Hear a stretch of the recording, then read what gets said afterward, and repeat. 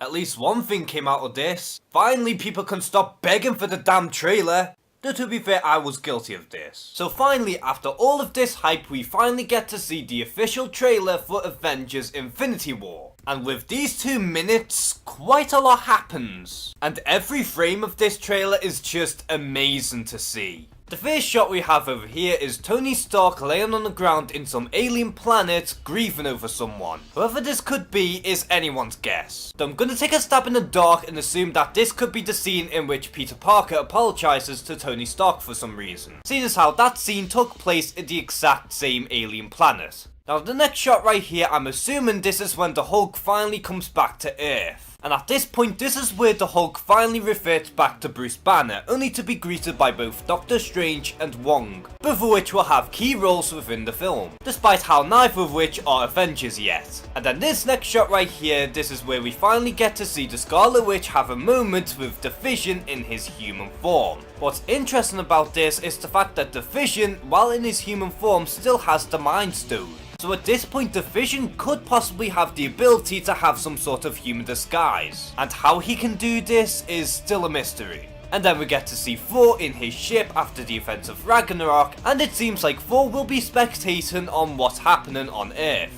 And then we get to see both Bruce Banner and Natasha Romanoff finally reunite in Wakanda. And as you can see here, Bruce Banner is actually helping in creating the new Hulkbuster armor, with maybe some vibranium enhancements. And in this next shot right here, we get to see Tony Stark, Bruce Banner, Doctor Strange and Wong all standing together. But I can't help but thinking that this could be a potential tease towards the Illuminati, featuring a group of geniuses with a goal of saving the world through questionable methods. And this has been somewhat teased by Kevin Feige himself. And then here we get to see Peter Parker witnessing the Spidey sense for the first time, more or less. To which a lot of people keep claiming that Peter Parker in the MCU doesn't have spider sense, but in reality Spider-Man always had the spider sense in the MCU, but is just unfamiliar with the entire concept of a spider sense. And then here we get to see who I'm gonna dub as the Illuminati at this point, and if you look carefully we get to see that Tony Stark does have some sort of arc reactor. Now why he has the arc reactor back, I really don't have a clue, seeing as how his heart is fully restored. Or maybe it's just there to help form the armor around him.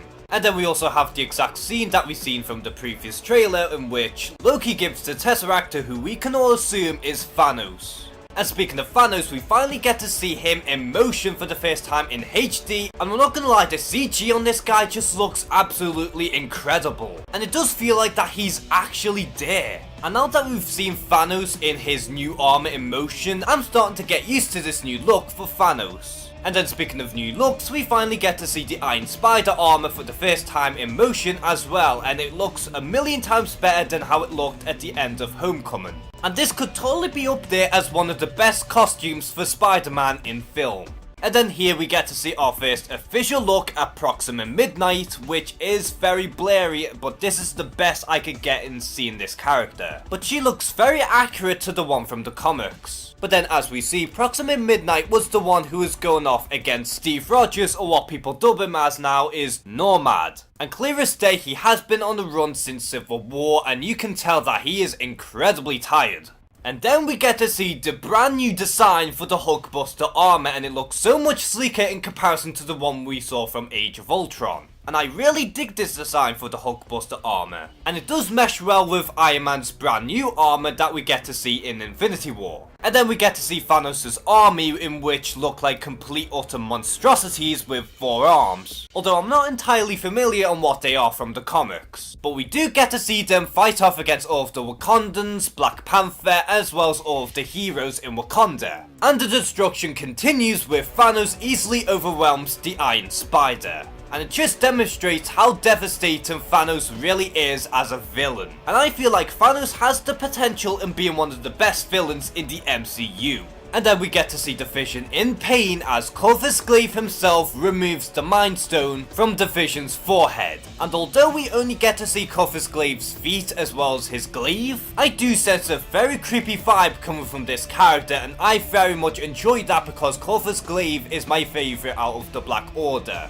And then here we finally get to see the brand new armor from Iron Man in motion. And this one is an amalgamation between the Bleeding Edge armor as well as the all new all different armor, or what is known as Model Prime. And I can't wait to see what this armor is capable of, especially if it can take a beating from Thanos. And then we get to see Thanos with the Infinity Gauntlet with also 2 of the Infinity Stones. Now the first one is obvious as Thanos does have the Space Stone, as the Space Stone is blue. But the second one is hard to make as the other Infinity Stone just looks completely white. But then again, this could be a complete misstep on Marvel's part. But if you look really carefully, you can sense a hint of purple, so this could possibly be the Power Stone. And then we get to see the Winter Soldier, who has finally awoken after the events of Civil War. And he's at war alongside the Wakandans as well as our other heroes. And speaking of Wakandans, we get to see Black Panther leading the charge alongside his Wakandan allies. And earlier on in the trailer, we get to see Black Panther trying to get other people to create a shield for Captain America, as his last shield is completely lost. And then we also have the Falcon taking flight during the battle,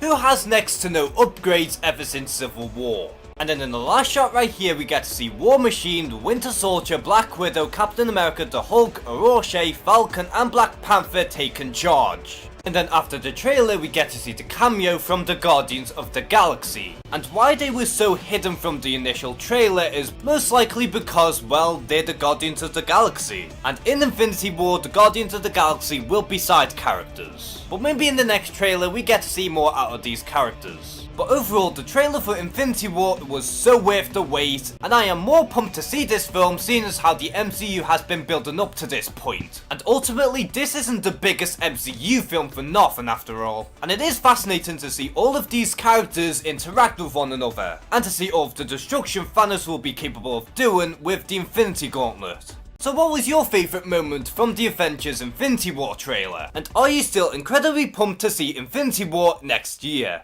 Comment below and share some thoughts. And as always, thank you guys for watching this video. Please like and subscribe. Take care and have a good one.